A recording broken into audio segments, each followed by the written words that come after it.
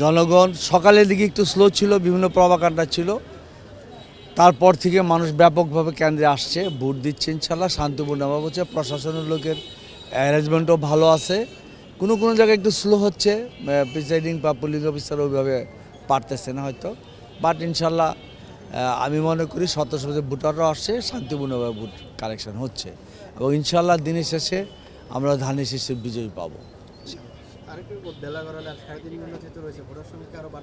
বাড়বে, অবশ্যই বাড়বে। দুপুরে খাবার পরে আরেকটা মানুষ আসবে ইনশাল্লাহ।